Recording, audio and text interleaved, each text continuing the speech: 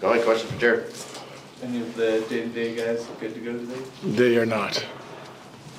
What do you focus on this stretch of the year? Like, obviously winning is always the goal, but what's your focus here just this last little bit? Play hard, stay healthy, focus on our habits and puck management. When you're trying to hone your coaching style as a young coach, do you make a conscious decision not to be yelling and screaming, or is it that you just play to your personality? I think you got to be true to your personality. You certainly don't want to be yelling and screaming all the time. I think like you got to be solution based. You know, like there's a time and a place that your players may need a charge depending on your group, and then there's other times where I think there's different approaches likely the best way to go. You know, so it's like, but I do think you got to be true to yourself, your feeling, what you're seeing, what you like and what you dislike, and you got to, you know, be authentic when it comes to that. I mentioned that because Wedgwood was like, you know, he doesn't come in and say, "Oh, you suck." He's like, "This is why you suck," and presents analytics. I mean, he meant that in a nice way. But is that more? I mean, do you think that kind of based, you know, analytic based solutions work better with players today? Well, I think they work for. I think it depends on your group. But I've been with these guys a long time. I know how competitive they are. I know even if they have a night when we're not competitive, I let them know. But I don't think that I have to yell and scream to. Like I think there's a certain amount of trust built up there between us and them, and vice versa. And so, and again, we're just looking for solutions. I also understand there's going to be nights when you're not at your best, and so how do you win when you're not? You know, and what can we adjust or things we can do that can help us in a lot of different ways, and like puck management is one of them. You know, like we didn't do a very good job managing the puck in St. Louis. We certainly weren't great to start the game. We got more competitive as the game went on, but if we had just managed the puck a little bit better and done a little bit of the early work, we would have saved ourselves lots of headaches. You know, so I try to explain that to them, and then I'll show it to them after so they understand exactly what I'm talking about. You've had a lot of guys win a lot of like individual awards over the last few years. Something like the Art Ross Trophy and Nathan MacKinnon being in that race. Is that something you care much about to help him achieve? Is that something you leave up to him? Like if you guys were locked into a spot and you wanted to give him a rest day, like would you want him to take that? Would you want him to go for an Art Ross? That's all on him. Yeah, I'm good either way. If he wants to try and chase it down, then I'm perfectly happy to help him try and do that. If he you know, if he's good with where he's at and what he's doing and wanted a rest day, I'd give him that too.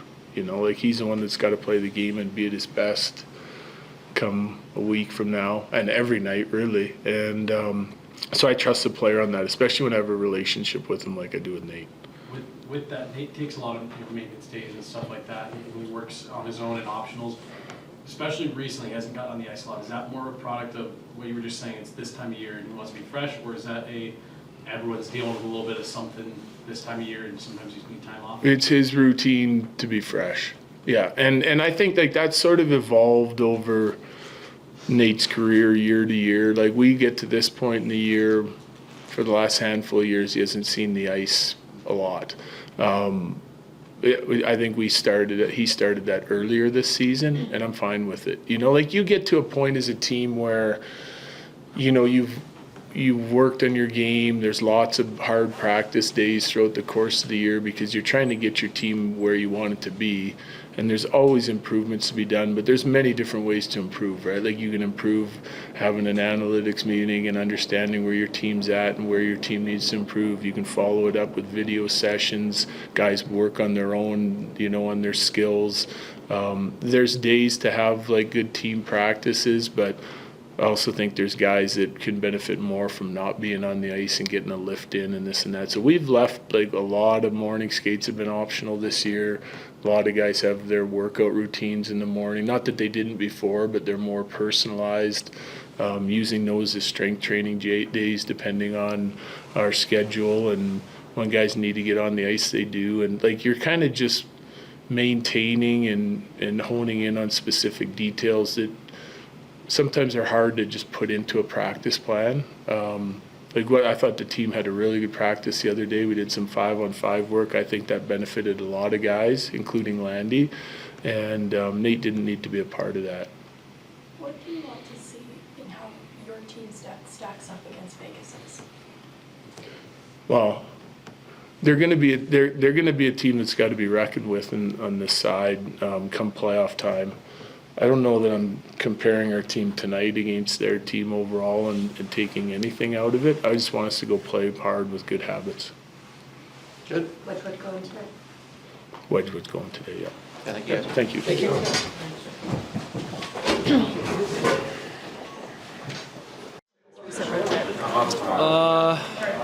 I mean, it's tougher road trip for us. I mean, maybe it wasn't a great game off the hop, but found a way to win a game in Chicago, and then tough back-to-back with travel and some delays and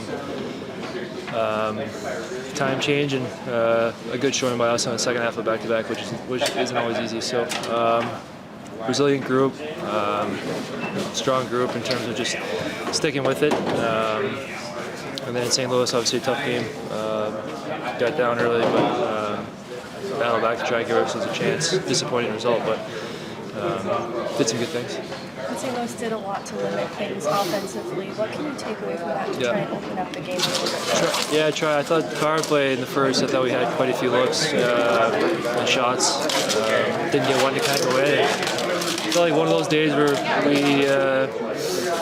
maybe didn't get a ton of 5-on-5 right away, but knew that once we just wanted to get one and kind of get rolling, we were able to get that and have some more pressure. But 5-on-5 just trying to generate a little bit more opportunities early. We kind of dictate that pace of play, 5-on-5, to kind of impose our will, I guess, and generate more interior and second, third chances for us offensively. So the nights we've done that, we've been a pretty tough team to beat and play with. And as you gear up for playoffs, how can tonight be a measuring stick for what to expect? Yeah, big time. I mean, it's a tough team, big, strong, obviously one of the best teams in the West. So for us, trying to build our game, trending in the right direction for the postseason. Obviously missing a few guys, but gives a few guys different looks and opportunity to maybe play a little bit bigger part. Just trying to find the game and get it going in the right direction, like I said. Jared's a coach who likes to really mix his lines up even throughout the course of the game. As a new guy coming in, how much does that help so that when you do deal with injuries like you guys are right now, you feel a little bit more comfortable with guys you've been out there with? Yeah, it feels like we've kind of mixed and match the top six when everyone was healthy, and obviously now it's a little bit more just with guys out. But having the familiarity to kind of play with anybody at any given moment, I think, is nice. Just that way you kind of know what to expect from different guys and tendencies and how they're reading and reacting to the game. So to have that, chemistry with kind of everyone up and down the lineup, I think is huge. It just adds, a little bit more for us in terms of offense and different change for us. Thanks so much. Yeah.